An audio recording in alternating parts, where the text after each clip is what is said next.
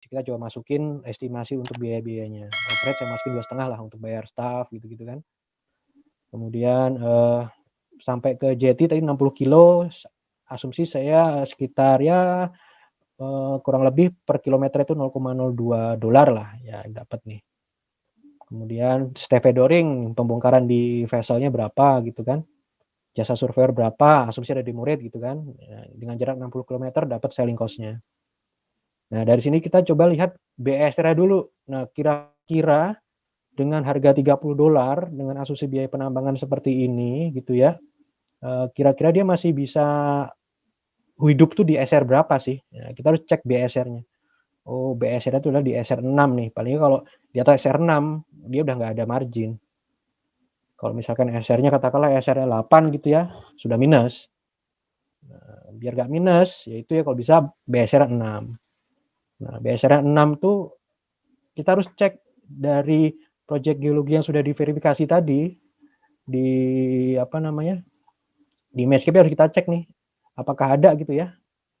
Nah, kita bisa cek nih, misalkan nih dari Mas Rizky tadi udah ngasih kan, dia udah ngasih datanya gitu ya, kita udah tahu nih, misalkan data subgroupnya udah ada, kemudian data apa namanya, data konstruksi strukturnya udah ada gitu ya. Saya coba ambil SIM before ya.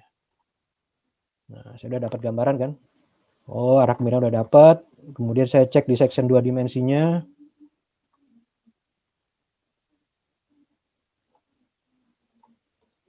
Section pitnya coba saya buka.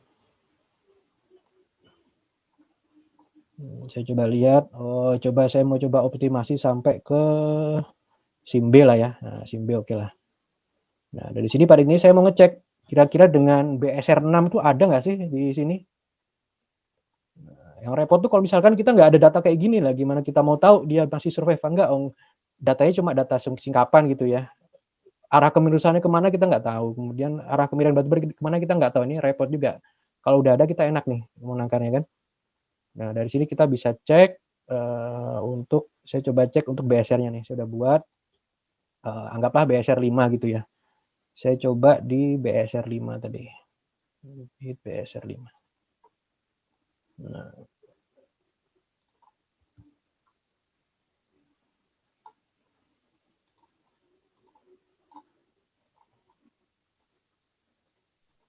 Resgrab BSR 5.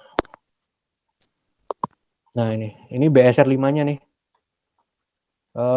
Jadi saya udah dapat gambaran kalau ternyata,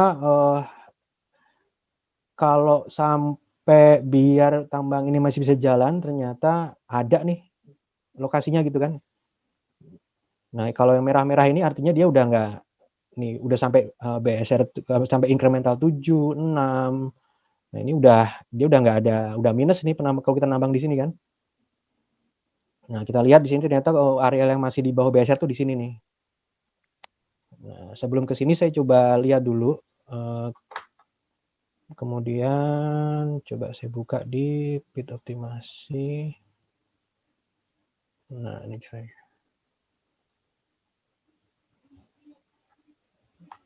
Nah, saya coba pakai konsepnya untuk BSR, saya coba pakai konsepnya incremental. Nah, ini incrementalnya seperti ini. Nah, jadi dari proyeknya dari Mas Rizky tadi saya bisa buat untuk incremental penambangannya dari proyek solid. Jadi saya buat semacam kayak interiornya gitu ya. Jadi konsepnya nanti akan seperti ini. Nah, jadi akan ada konsep incremental. Jadi saat di incremental SR berapa yang saya harus batasi penambangannya dari BSR tadi. Katakanlah tadi saya dapat ternyata limitnya itu palingan 5, ya. Saya anggaplah SR 5 lah karena harus ada modal yang harus disertakan. Saya stopnya di SR 5, habis saya buat pitnya. Nah, kalau kayak gitu kan berarti kan tadi saya dapat di sini kan.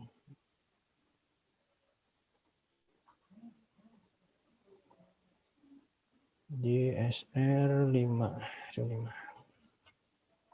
Nah, saya dapat di BSR-nya di sini, saya batasin di BSR 5 gitu ya. Kemudian saya coba buat pitnya di sini.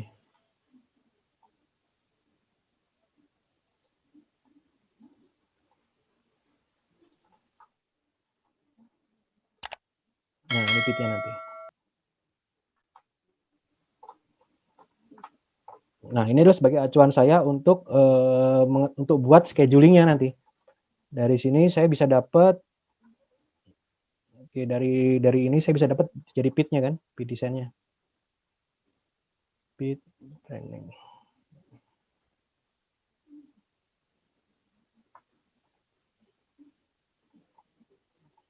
Nah, ini PIT-nya. Dasarnya tadi apa ya dari BSR tadi?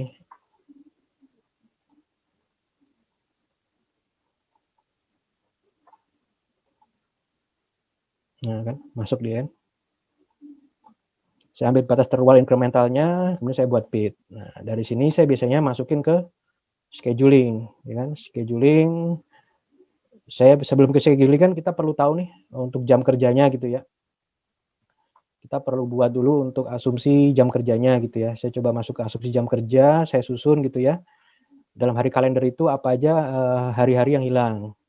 Untuk libur nasional saya perhitungkan gitu ya. Kemudian untuk PA-nya mau dibikin PA itu physical availability alatnya mau dibuat berapa, 90% atau berapa gitu ya. Saya anggap di sini 90%. Kemudian saya rencanakan waktunya yang hilang apa aja gitu ya.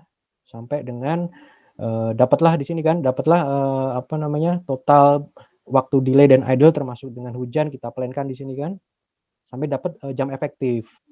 Nah, dari jam efektif ini akan kelihatan. Nah, misalkan nih, oh 3 bulan pertama di awal tahun itu biasanya lebih rendah karena apa? Biasanya hujannya lagi deras di situ kan, lagi musim hujan lah di sini. Nanti saat tengah-tengah dia akan musim kemarau, jadi terlihat jam kerja tinggi-tinggi di sini kan. Secara utilisasi juga tinggi semua di sini. Nanti udah mau akhir-akhir dia UI-nya turun lagi ya karena di akhir tahun biasanya hujan. Nah, saya udah dapat jam kerjanya, saya masukin ke sini kan jam kerja saya masukin, kemudian saya set unit-unitnya apa aja yang bekerja di situ. Saya coba pakai PC 400 sama 12,5 lah. Productivity-nya saya masukin 250 sama 500 saya masukin. Nah, dapatlah di sini kapasitas unitnya kan. Saya dapat kapasitas unit, saya masukin gitu. Ini untuk yang tahun pertama. Tahun pertama kan dia nggak mungkin langsung jebrek datang semua gitu kan harus bertahap ya. Bertahap dulu 3 fleet dulu baru 4 fleet gitu ya. Nanti di tahun berikutnya baru full 4 fleet gitu.